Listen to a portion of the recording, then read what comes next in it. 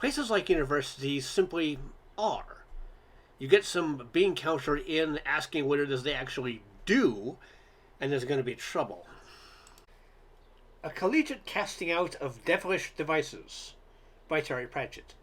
Read by Karl. It was a Thursday afternoon. Ozzy University's College Council liked the Thursday afternoon meetings. The council chamber, with its stained glass image of Arch-Chancellor Sloman discovering the special theory of Slood, was always nice and warm, and there was a distant prospect of tea and chocolate biscuits at 3:30.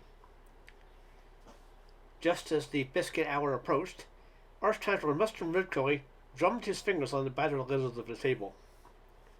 "Next gentleman, gentlemen," he said.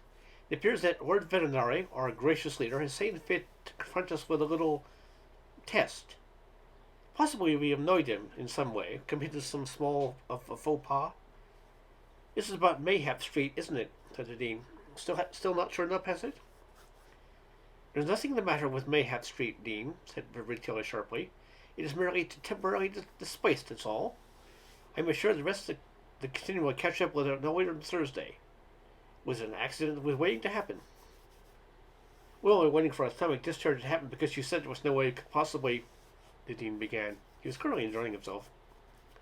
"Dean, we're going to move on to put this behind us," Ridcully snapped. "Excuse me, Arch-Chancellor," said Ponder Stibbins, who was head of inadvisedly applied magic and also the university's praelector, a position interpreted to UU as the one who gets given the tedious jobs. "Yes, Stibbins? Maybe a good idea to put it behind us before we move on, sir," said Ponder. It will be further behind us when we do, in fact, move." "Good point, that man. See to it," said Ridcully. He turned his attention once again to the ominous manila folder in front of him. "Anyway, gentlemen, his lordship has appointed a Mr. A.E. Pessimo, a man of whom I know little, as inspector of universities. His job, I suspect, is to drag us kicking and no doubt screaming into the century of the fruit bat. That was in fact the last century, Chancellor," said Ponder. "Well, we are hard to drag and very good at kicking," said Ridcully. He's made a few little suggestions for improvement. "Really? It should be fun," said the Dean. Ridcully pushed the folder to his right. "Over to you, Mr. Stibbins." "Yes, sir, Chancellor. Thank you. As you know, the city has always waived all taxes on the university. Because you know what happened if they tried it," said the Dean with some satisfaction.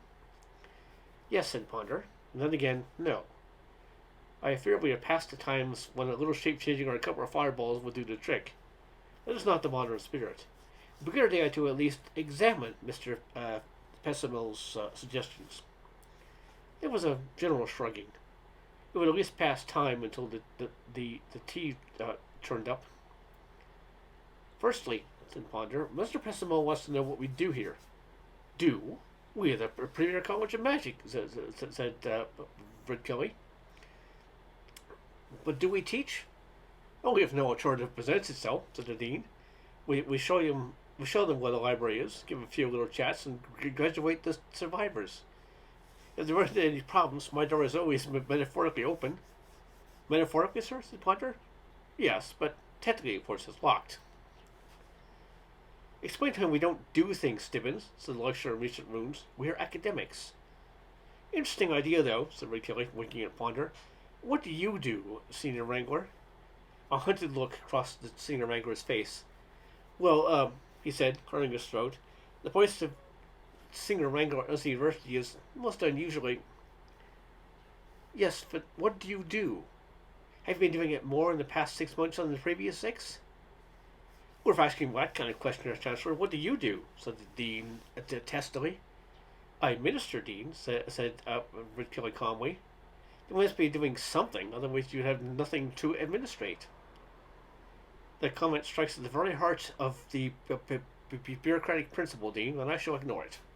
You see, Mr. Pessimo wonders why we don't publish the results of whatever it is we do," said Ponder.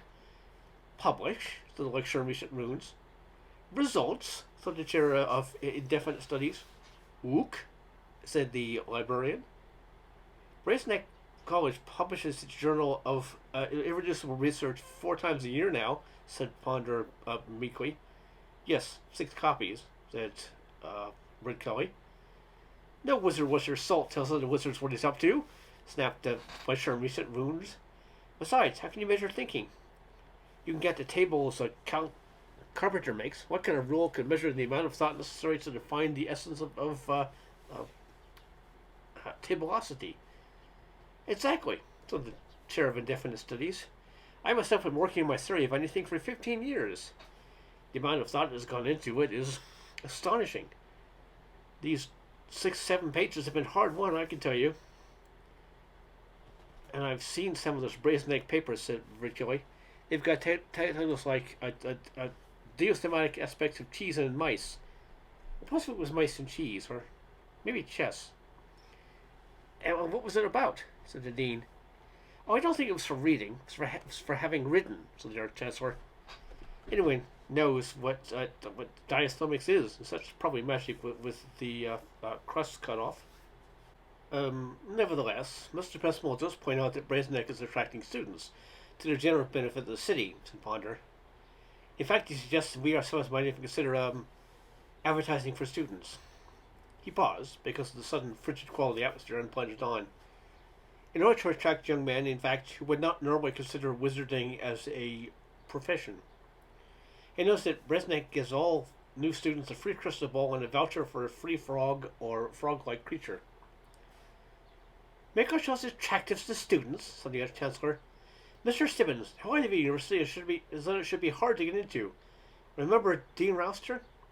He used to set traps to stop students attending his lectures. I'll tap talent from all backgrounds, he used to say, but a lad who can't spot a tripwire is no good to me. He reckoned any student who didn't open the door very carefully and look where he's putting his feet would only be a burden to the profession. You see, trying to be nice to students means you end up with courses like comparative fretwork and graduates who think thank you is one word and look at a sign saying Human Resources Department without detecting a whiff of brimstone. I have to tell you, sir, Mr. Pessimo is suggesting we accept an intake of 40% non-traditional students, said Ponder Stibbons. What does that mean? Said the senior wrangler. Well, Ponder began. The council has already resorted to definition by hubbub. We take in all sorts as it is, said the dean. Does he mean people who are not traditionally good at magic? Said the chair of indefinite studies. Ridiculous, said the dean. 40% duffers? Exactly, said the Chancellor. That means we'd have to find enough kind of people to make up over half the student intake. We'd never manage it. They were clever already. They wouldn't need to go to university. Now, we'll stick with an intake of 100% young fools, thank you. Bring them in stupid, send them away clever. That's the UU way. Some arrive thinking they're clever, of course, said the chair of indefinite studies. Yes, but we assume the distribution of that, said the dean happily. What's the university for if it's to tell you that everything you think that you know is wrong? Well put that, man, said Ridcully. Ignorance is the key. That's how the dean got to where he is today.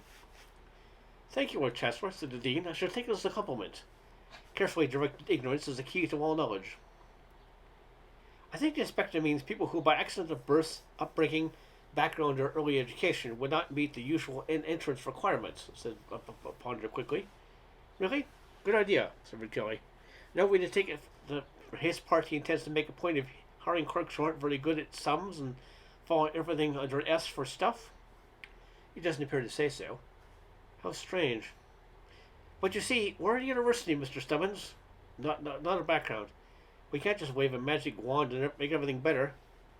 Actually, sir. Ridcully waved a hand irritably. Yes, I know. We can't just wave a magic wand and everything better. Such, of course, that making everything better by magic only makes things much, much worse. Interestingly, he does ask if we have an ethics committee. Ah, committee, said Ridcully. Just so. Well, gentlemen, I think I can gauge the sense of the meeting. I propose we inform the inspector we are giving his suggestions our urgent consideration. Plan the agenda for this time next year, Mr. Stibbins. No, perhaps the year after that. You can't hurry urgency. I've always said so. The end.